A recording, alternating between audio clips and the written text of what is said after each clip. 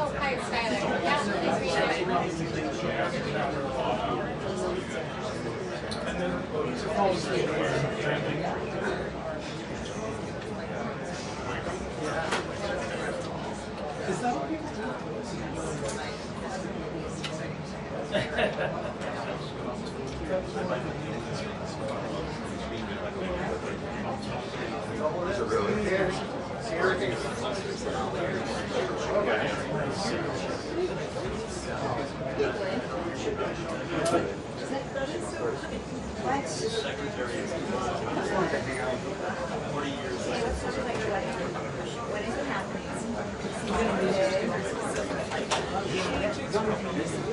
like this. Oh my God.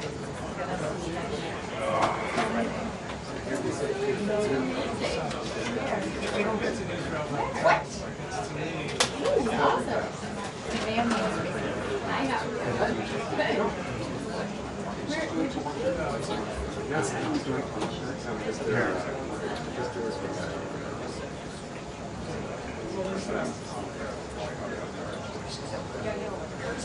Oh my God.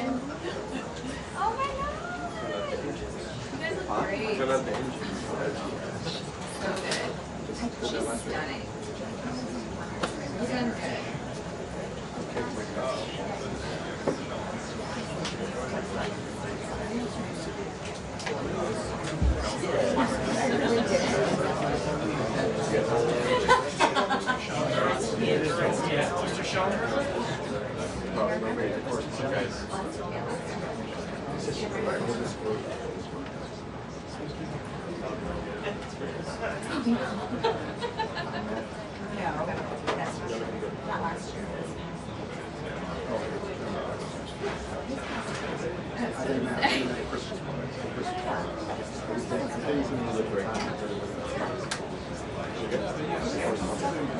I can tell who's been here frequently. Yeah, I wouldn't mind. That's right.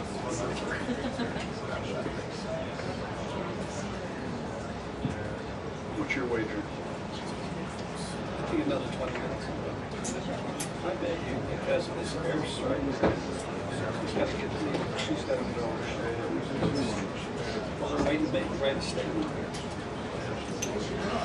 Probably right. So much for optimism. I don't know. Hopefully I'm wrong. Can you do me a favor? Can you grab the water bottle in my backpack? It's on the left side.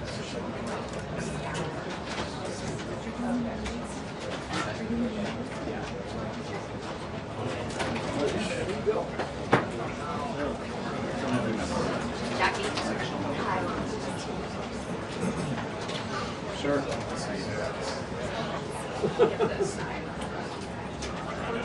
I'll do two. This has the.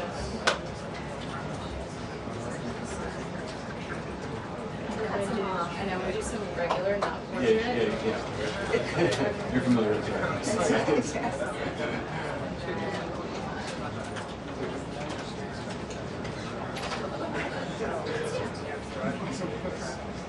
Sorry, there's gotta be something in there that's good. I tried to cut theirs with blood on it. I used to feel free to crop or do something different.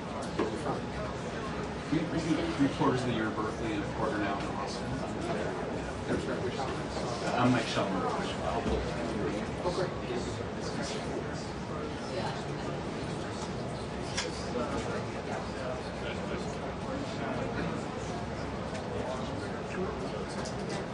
Thanks for filling in. Very thorough.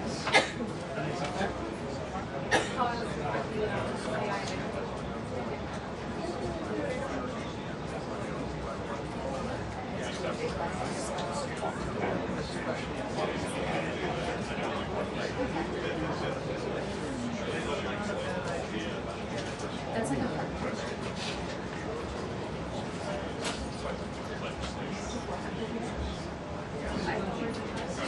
Ryan's immediate family is 125. Cousins is 165. Yeah, crazy.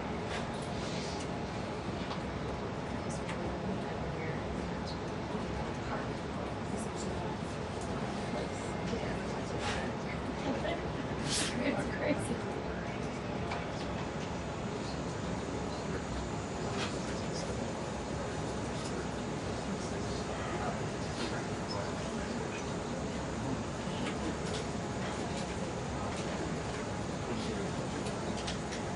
Don't have a date yet.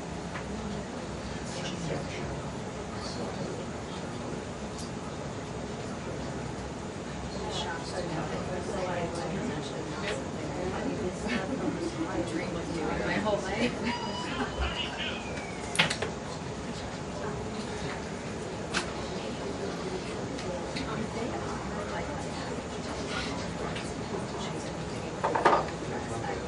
They do that. People try to do even. That's not great. No, it is turnkey. You're trying to really just turnkey, just walk in.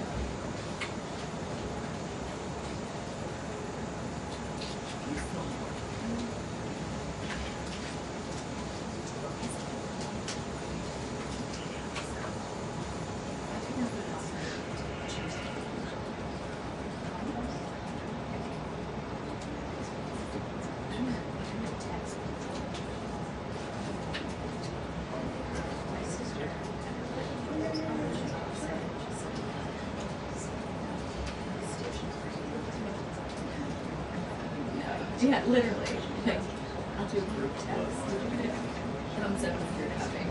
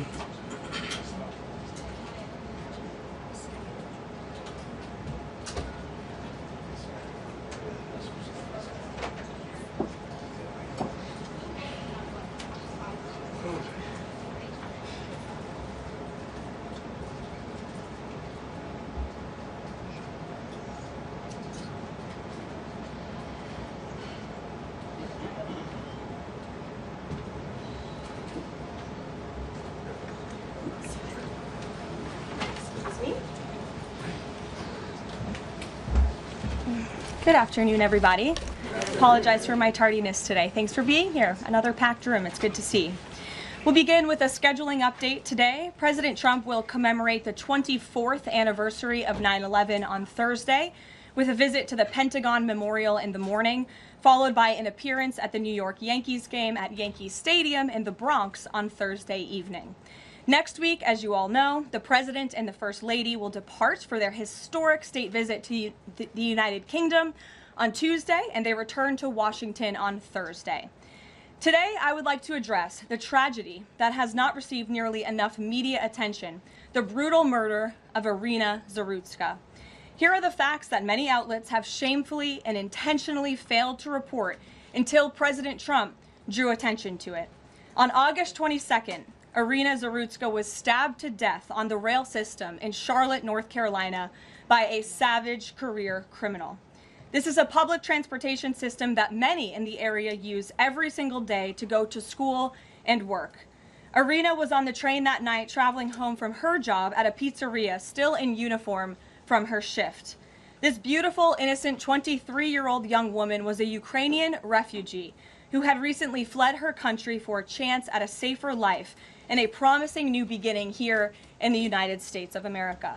But tragically, a public transportation system in a major American city was more dangerous than the active war zone that she left. The President and the entire White House are praying for her family and friends during this unimaginably difficult time. But while we extend our thoughts and prayers, we must also seek justice for this crime and call attention to this heinous incident. Surveillance video of the killing was finally released to the public this past Friday. It shows the alleged killer, DeCarlos Brown Jr., pull out a knife, get up from his seat behind Irina, and prepare to thrust a blade into her neck before the released footage gets cut. This is pure evil on full display. The most enraging and unacceptable part of this story is that her death was entirely preventable. DeCarlos Brown never should have been on that train that night. In fact, he should have been behind bars.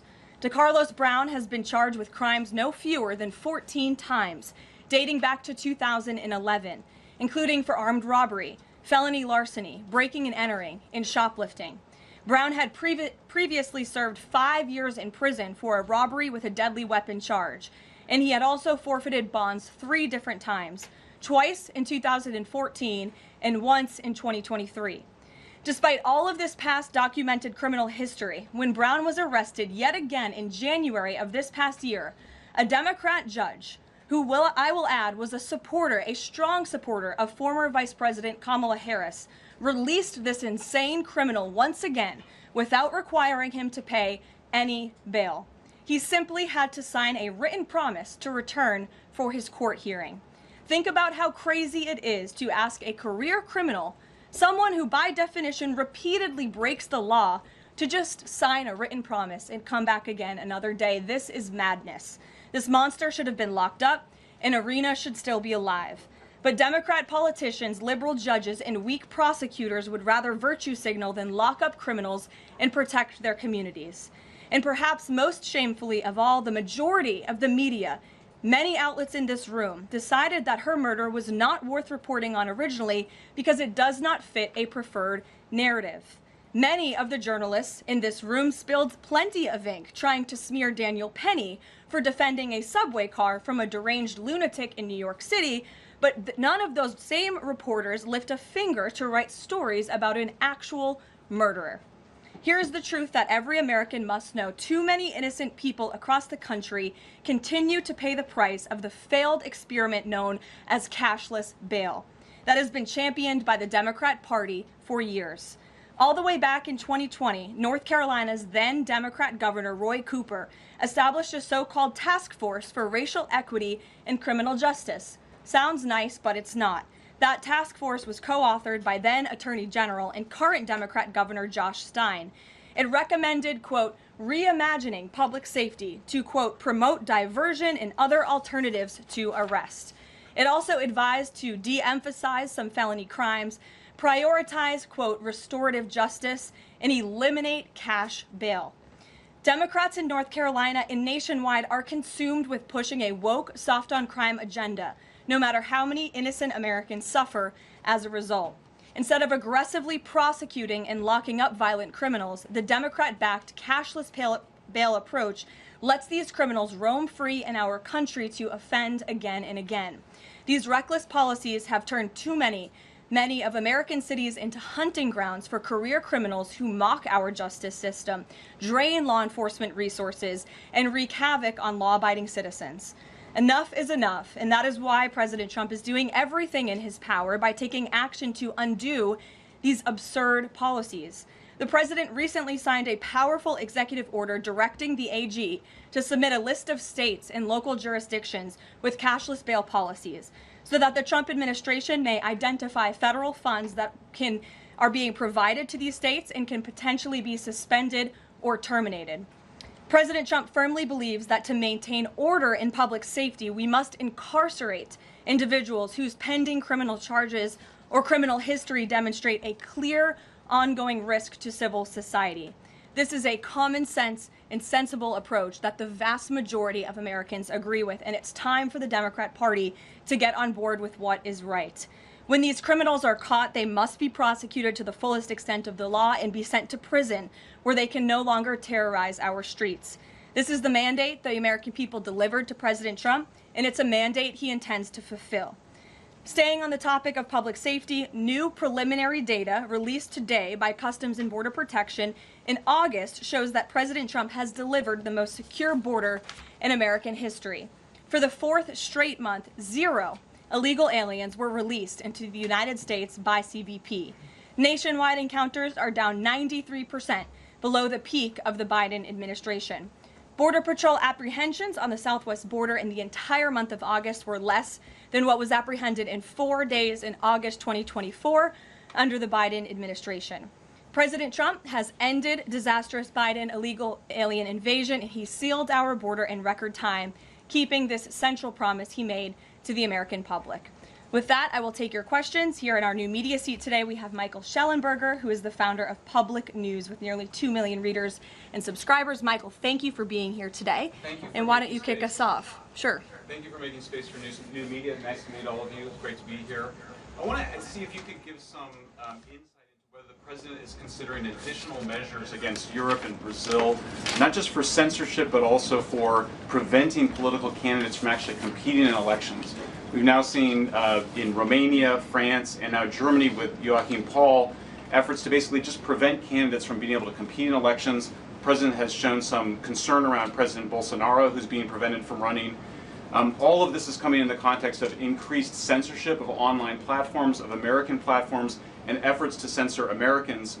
I'm personally being investigated under criminal investigation with my Brazilian colleagues for publishing the Twitter Files Brazil. We're very grateful that the president has imposed Magnitsky sanctions on the judge. Is the president considering additional actions, given that it appears that they're going to end up with a conviction against President Bolsonaro, preventing him from running?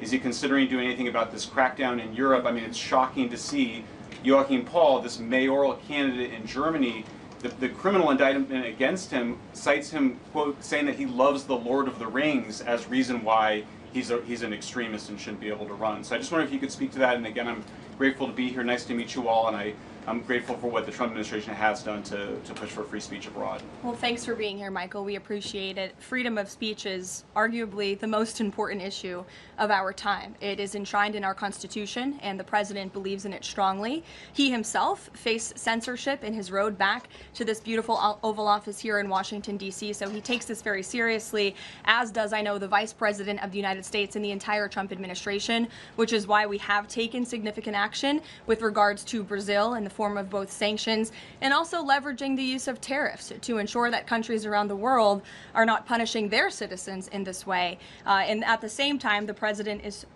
while he's leveraging the United States to safeguard our interests abroad, he's also making sure that freedom of speech remains here in the United States of America. So I don't have any additional actions to preview for you today, but I can tell you this is a priority for the administration, and the president is unafraid to use the economic might, the military might of the United States of America to protect free speech around the world. Quick follow-up to that? Sure. Quick follow-up, which is just, there was a Reuters story saying that the Trump administration was looking at this Europe-U.S. trade deal as one of the sticking points, this issue of the censorship, not just of U.S. platforms, of Americans. Do you have any updates on how those trade talks are going?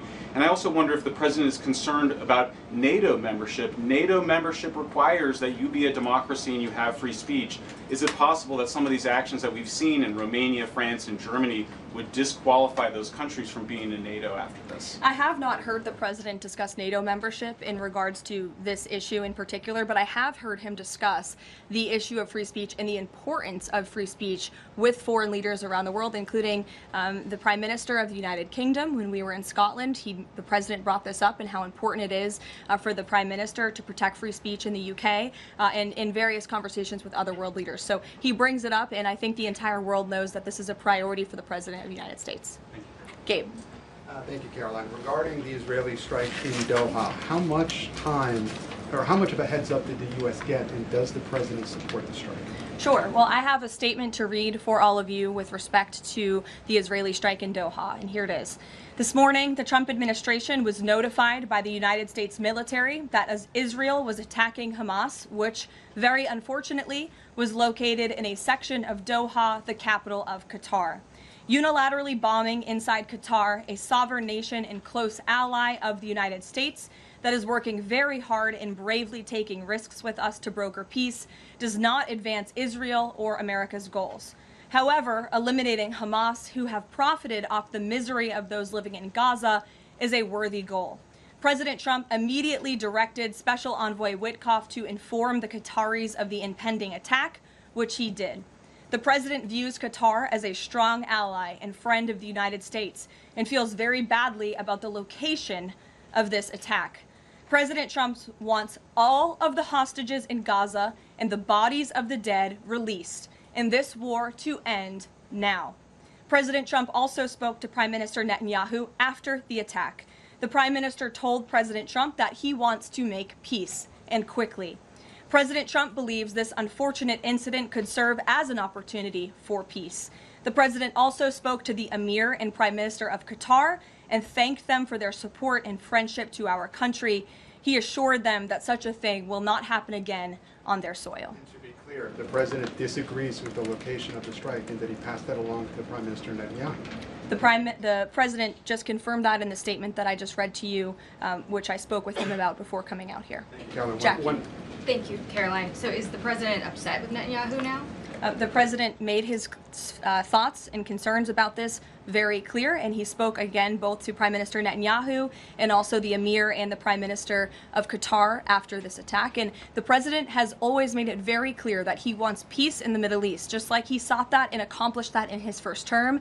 He expects all of our allies and friends in the region, that includes both Qatar and Israel, to seek peace as well. And he wants to see that happen, and he's working with all of our allies in the region to get that done. Are there any consequences, so to speak, for Netanyahu doing this, as it sounds, against the president's wishes, or at least his belief that it was appropriate? Is there going to be any directive from the president to Netanyahu in terms of what's allowed in the future? And also, is there any concern this could jeopardize the Abraham Accords? Look, that's a decision only the president can make. With respect to your first question, to answer your second question, as you heard from the president, he said he believes that this can serve as an opportunity for peace, and he's still actively and aggressively pursuing it with all of our allies and partners in the region. Jennifer. Just to follow up on that, Karoline, are you able to say how often the president spoke to the Prime Minister of Israel before this? Because that's one question. And then what did he mean on Sunday when he posted, "I've given my last warning to Hamas," etc.? He wasn't talking about this strike on Doha? No, he was not. As I told you, the Trump administration was notified by the United States military that Israel was attacking Hamas, and the president spoke to the Prime Minister after the attack, as well as, again, the Emir and the Prime Minister of Qatar. And I know Secretary Rubio and Special Envoy Witkoff were present for that call with the Qataris as well. Reagan. Thanks, Caroline. I have two questions for you on crime crackdown. Sure. Democrats have tried to argue that red states have higher crime rates while overlooking problems of high crime in blue cities. I'm wondering if the president would consider working with red state governors to fix high crime in blue cities like in Memphis, Tennessee. So first of all, I want to get to the premise of your question, Reagan, which is being pushed by Democrats, that there is crime in red states. Of course, there is crime in all states, but the crime in these cities is all in cities that are run by Democrats. If you look at the list of the top 20 high crime cities in the United States, every single one, with the exception of one in Louisiana, is run by a Democrat. And these Democrats have supported the same policies that I spoke about at the beginning of this briefing, like cashless bail. If you look at a red state, Mississippi, but a Democrat-run city in that state, Jackson, in 2019, Jackson, Mississippi eliminated cash bail for virtually all misdemeanor cases. And while Jackson is not formally a sanctuary city, the state of Mississippi formally banned sanctuary cities, and this city has acted as a de facto sanctuary city for criminals and illegal aliens since 2017. Same thing, Birmingham, Alabama, a Democrat-run city in a red state. In 2017, the Birmingham City Council unanimously passed a resolution, quote, committing to establish sanctuary policies. So if you actually look at the facts from these Democrat-run cities, these are cities that are run by Democrats and by by members of the Democrat Party. These are blue cities, and they have all supported these disastrous policies which allow repeated career criminals back onto the streets to further commit acts of violence. And so to answer your question, yes, the president wants to work with anyone across this country who wants to end these horrible policies and to bring law and order to our streets. And I think that is proven by his tremendous cooperation with the mayor of Washington, D.C. and our nation's capital. And just look at the results of that. And I do have some updates for you on the D.C. crime crackdown if anyone is interested.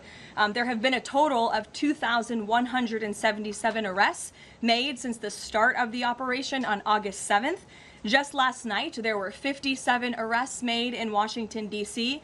Of the 57 arrests, there were 14 illegal aliens who were arrested, many of whom had prior criminal histories. And other arrests just last night in our nation's capital, so you all can be very grateful for this. Our great men and women of law enforcement, both federal and local, working together as they should, made an arrest on a warrant for assault with the intent to kill. The subject shot 2 adult males after an altercation. They made an arrest on a warrant for an armed carjacking. The subject assaulted an adult male in the face with a firearm and then took his keys. We also made an arrest on a warrant for simple assault and the destruction of property and subsequently charged with second-degree theft.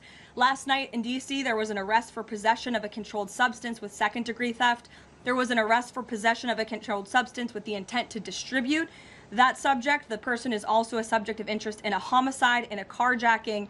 Last night in D.C., we also arrested a felon in possession of a firearm who was carrying that firearm without a license. So these are the career criminals. These are the bad guys that we are picking up in Washington, D.C. every day. The president would love to do this in every Democrat-run city across the country, and he hopes that more Democrats will call the White House to allow us to help them. One more that's D.C. specific.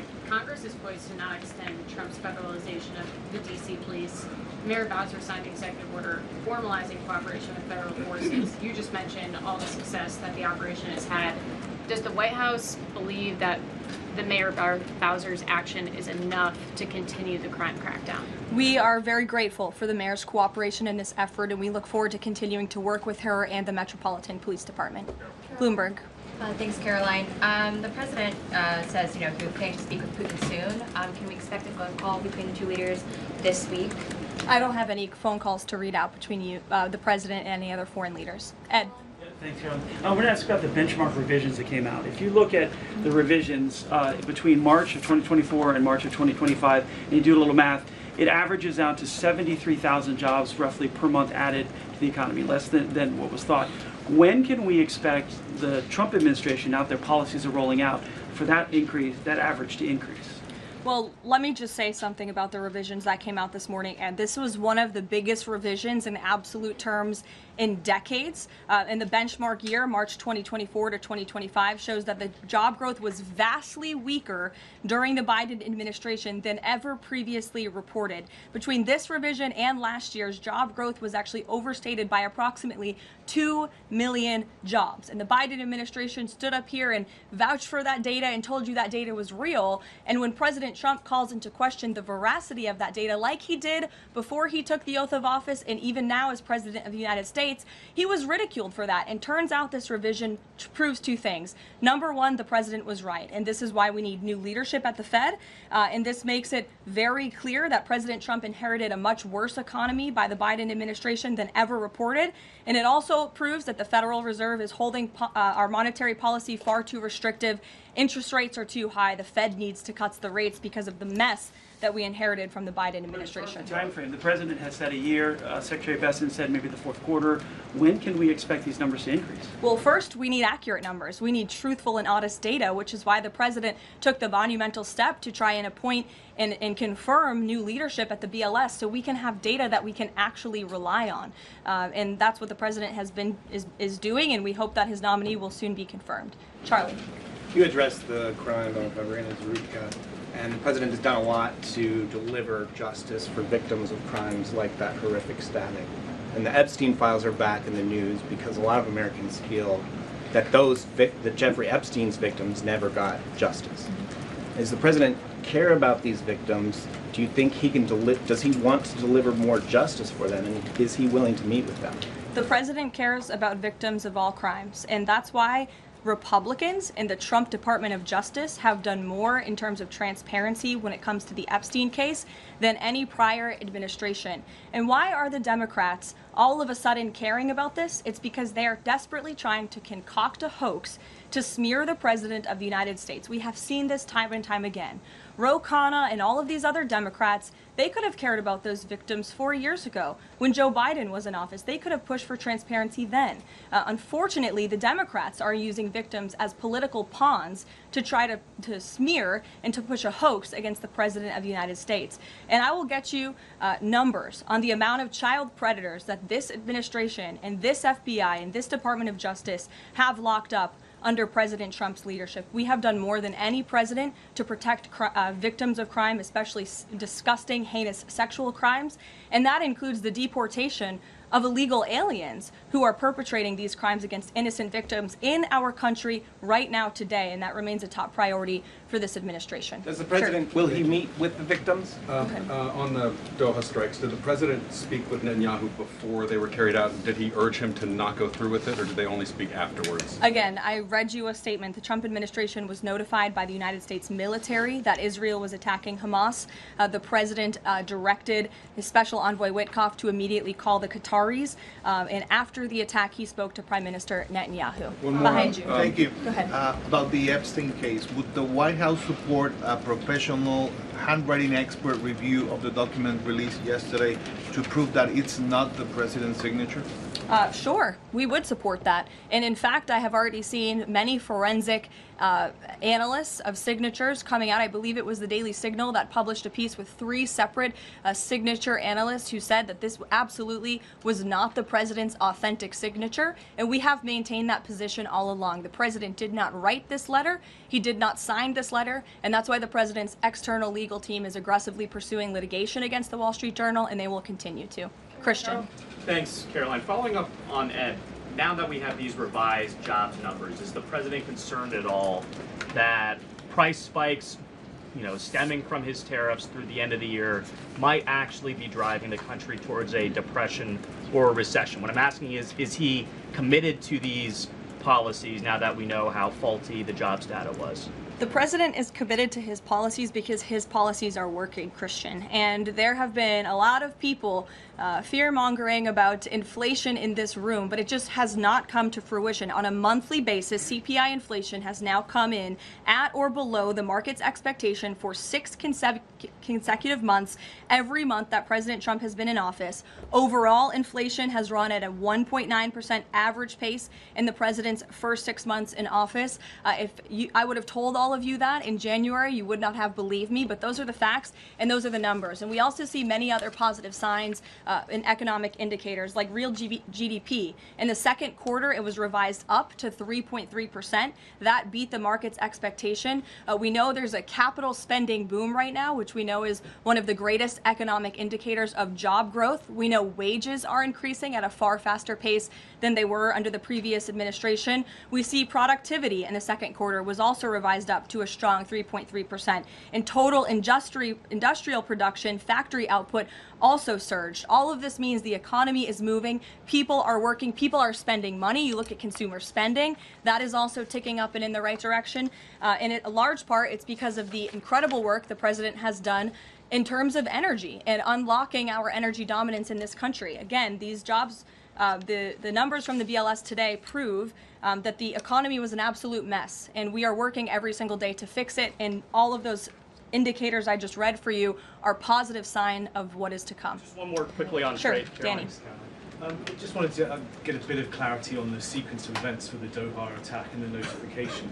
You said that the U.S. military notified, if I got it right, the Trump administration was notified by the U.S. military. That's right.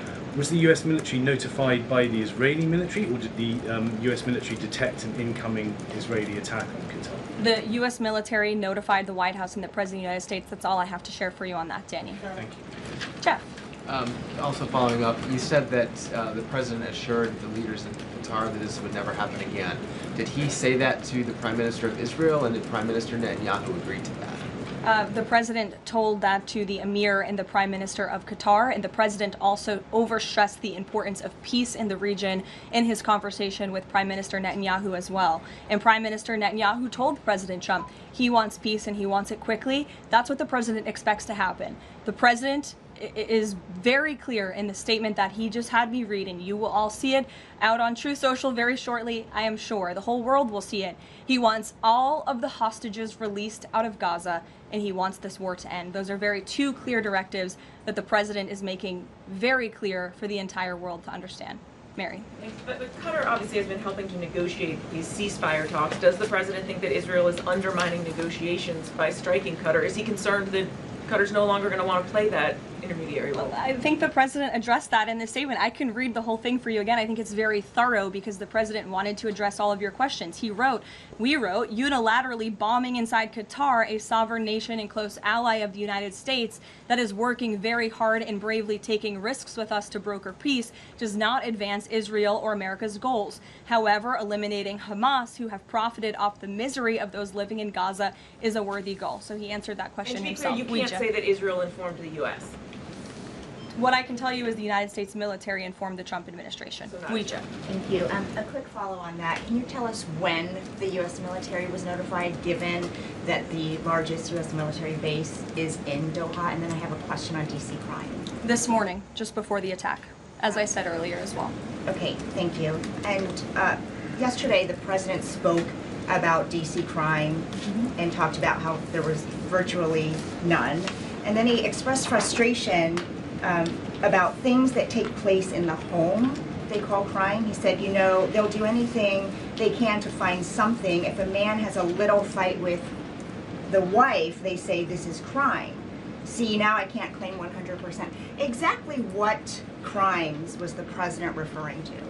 He wasn't referring to crimes. That's exactly the point he was making, Ouija. What the president is saying is that these crimes will be made up and reported as a crime to undermine the great work that the federal task force is doing to reduce crime in Washington, D.C. And I think the president has every reason to believe that, given the efforts of many reporters in this room who actively seek to undermine the president and what he's doing in our nation's capital. We all know that deep inside you all agree with this because you all live here, and I'm sure you are very grateful for the administration's efforts to make the city, which we all reside in, much safer for ourselves and our families. Michael. Thank you, Caroline. Florida Congressman Randy Fine is calling for judges to face consequences if the violent repeat offenders they release go on to commit new crimes. Is that something the president supports? It's not something I've heard the president discuss. You can ask him yourself next time you have the opportunity to. How's that? Caroline, one more question. On Thursday, President Trump will head to the Pentagon and also to New York City in honor of the 24th anniversary of 9/11. Has the president expressed any interest on creating or having congressmen create a new 9/11 commission to answer some of the ongoing questions many Americans have about that day? I, again, have not heard the president discuss that. You're welcome to ask him yourself, but I do know he very much looks forward to going to both the Pentagon and the Yankees game in New York City on Thursday to commemorate the 24th anniversary. As you know, the president is a New Yorker at heart. He loves the city very much. It is his home, and you'll hear more about that on Thursday when the president speaks on this himself. Kelly. Caroline, thank you. I wanted to ask you a question about the president speaking yesterday before the Religious Liberty Commission. As you know, he's created the White House Faith Office, the Task Force on Anti-Christian Bias, and yesterday he talked about the importance of the Bible in America and the importance of prayer in America. Some people have criticized him for that in stating that he's espousing Christian nationalism. Yet the president has called on the American people to band together in praying for this nation for people of all faiths. How important is that to the Trump administration, and are there guidelines for implementing that? Well, last time I checked, it's not just Christians who pray, it's people of all faith who pray, and that's what the president wants to protect, the religious freedom for Americans of all faith. And he spoke about that yesterday, and that's why he was very proud and excited to announce this new initiative, Pray America, encouraging all Americans to pray for our country and the goodness of our country leading up to America's 250th birthday next year. Why don't we take some from the sides? Elizabeth, go ahead. Thank you, Caroline. I have two questions. Sure. First, on prayer again. Is the Trump administration looking for the forthcoming prayer guidelines to challenge existing court precedent on the right to pray in public schools? Well, the president spoke about that yesterday, and some of the changes we are making to ensure that the religious liberties of America's students and our youth are respected in public schools. In fact, he had a young student and invited him on stage to share his story about how when this young boy spoke about biological and biblical truth in his classroom, he faced consequences for that, and how Americans of faith should not be facing consequences for expressing their religious freedom and their religious views. Not in any public school in America should that be happening. You heard the president talk about that yesterday. Sure. Caroline, thank you so much. Regarding Israel attacking Doha, beside the phone call, what was President Trump's involvement in the attack, if any? Look, I don't have anything more to read out for you on this other than the very lengthy and thorough statement that I have shared repeatedly now. Sure. Go ahead. Thank you. After the Supreme Court ruling yesterday on the ICE raids in Los Angeles, some, particularly non-white U.S. citizens, are saying that they're going to begin carrying their U.S. passports with them at all times. What is the White House's response to Americans who are concerned about being swept up, as others have been already, in these enforcement actions? They should not be concerned because this administration is focused on the detention and deportation of illegal alien criminals who broke our nation's immigration laws. And the Supreme Court upheld the Trump administration's right to stop individuals in Los Angeles to briefly question them regarding their legal status because the law allows this, and this has been the practice of the federal government for decades. And the Immigration and Nationality Act states that immigration officers can briefly stop an individual to question them about their immigration status if the officer has reasonable suspicion that the individual is illegally present in the United States. And reasonable suspicion is not just based on race, it's based on a totality of the circumstances to review. And I will tell you, I spoke to our border czar about this morning. When ICE goes out to conduct a targeted operation to deport illegal criminals from our community, they are doing so with intelligence, they are doing so with law enforcement sources, they are doing so in most cases with the backing of local law enforcement who know exactly where these illegal alien criminals and drug traffickers and drug dealers are hiding in plain sight in American communities. And the men and women of ICE are doing everything they can to not only follow the law but to enforce the law, and it's about time that has happened because we had 4 years of an administration who completely ignored and evaded our nation's very clear immigration laws, and the Supreme Court has reaffirmed that. Thanks, Caroline. One of the other documents released by the House Oversight Committee contained a photo of Jeffrey Epstein holding an oversized check that was made out to him in the check from the president for $22,000 for a fully depreciated woman. I wondered if the president has any recollection of that, or what you guys make of that photo that was included in those documents. Did you see the signature on that check? It is not Donald Trump's signature. It is absolutely not. The president did not sign that check. But does he recognize Jordan, the woman? Caroline, Thank you, no. Caroline. On the New York City election, Caroline. is he Well, considering? I'll take both of you. Go ahead. So first, is the president considering offering Mayor Eric Adams a job? If so, why? And does he think Curtis Lee was a serious candidate for New York City mayor? Look, the president has made it quite clear he wants this race to move forward in New York City. He does not want a communist to be running New York City, but as for weighing in on other individual candidates, I'll leave that to the president to do himself. Caroline, and then following up on Reagan's question, you know, many of these highest crime cities in America, they're led by black mayors, including the 3 that you mentioned, Jackson, Memphis, Birmingham. So given that, what's your response to criticism from the left that Trump is targeting black mayors? Isn't he just trying to protect black people? The president is trying to protect all Americans from crime, and he wants to make all of our cities in America safe. And the fact is, the most dangerous cities in America are run by Democrats, overwhelmingly. And according to the FBI crime statistics, 19 of the top 20 cities with the highest murder rate are run by Democrats. And these high-crime, Democrat-run cities are driving up the crime stats in otherwise safe red states. So, of course, he wants to address this problem. He's made that quite clear. You know, Mike Johnson, he came out and said that the president was an FBI informant. Do you know what he meant by that, if it's not true? I can affirm that is not true. I think the speaker was referring to the fact that President Trump kicked Jeffrey Epstein out of his Mar-a-Lago property for reasons the president has already discussed. John. Oh, thank you, Caroline. First of all, as a Washington, D.C. resident with my family, I just want to thank the administration for revitalizing safety here. In the last 3 weeks, it's been stunning. Well, I want to go to Virginia. All of a sudden, out of the blue, Winsome Sears has closed the gap on Abigail Spanberger. Got 4 issues. Coerced abortions in Fairfax County without telling mom or dad, no parents. Girls going in boys' bathrooms on film, right? 2 of the young fellows get suspended for complaining about it. Virginia Beach man, an innocent man, is now died in a car crash by a drunk illegal going on the other side of the road, and now you got Spanberger's got these racist signs. When are we going to get the president to make an official endorsement of Winsome Sears and maybe come and campaign in South and West Virginia? Well, as you know, I'm very limited in what I can talk about when it comes to political endorsements in future elections from this government podium.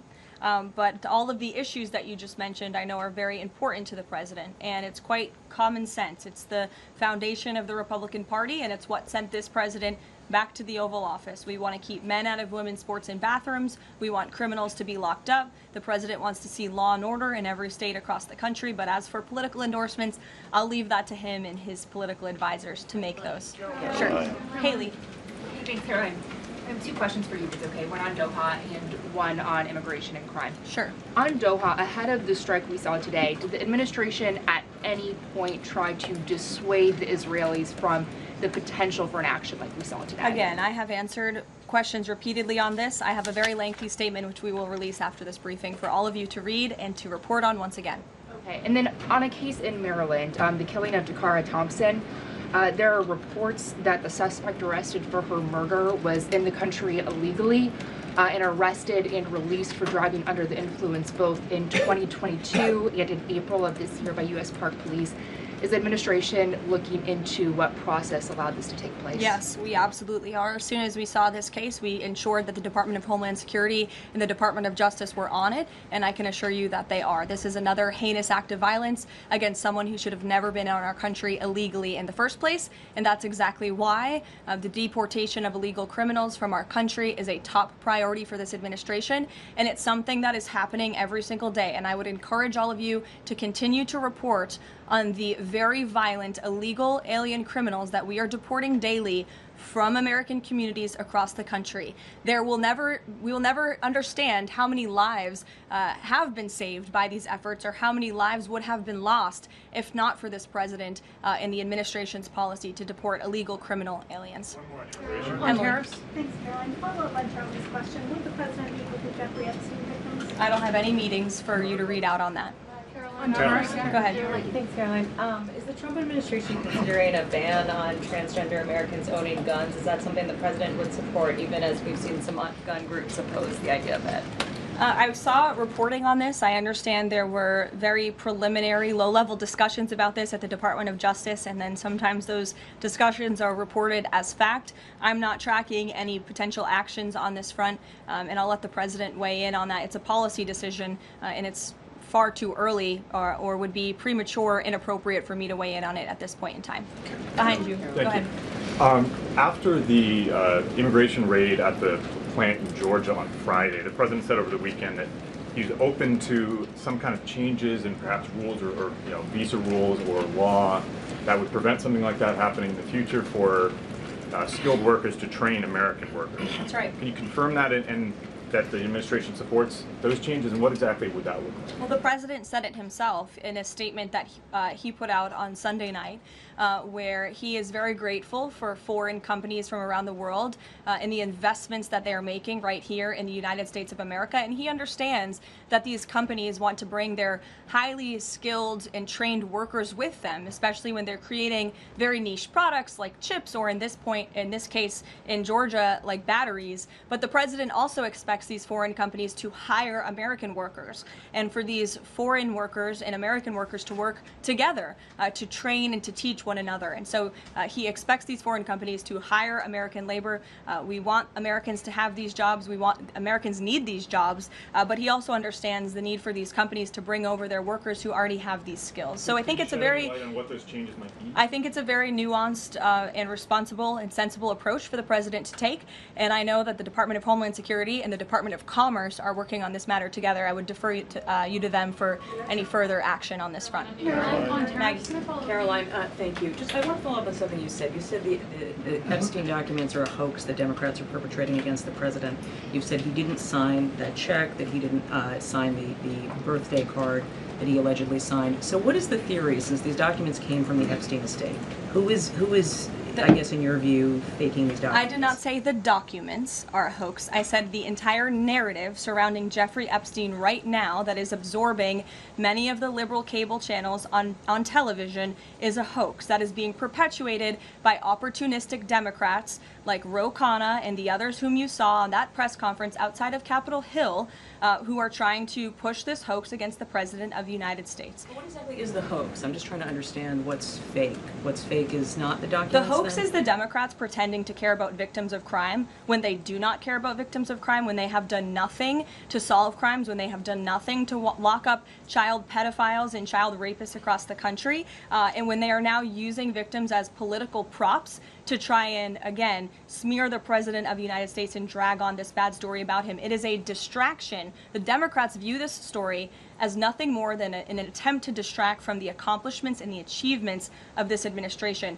And that is what we mean when we call it a hoax. If he didn't sign these, if you said he didn't sign the birthday card, he didn't do this, he also didn't do the check, those were in documents from the estate. So what is the working theory as to why he's in them? The President has one of the most famous signatures in the world, and he has for many, many years. You know that, Maggie, you've covered him for a long time, long before he assumed this office when he was a businessman in New York. The President did not write that letter. He did not sign those documents. He maintains that position, and that position will be argued in court by his lawyers. The President is very confident he is going to win this case. Karoline.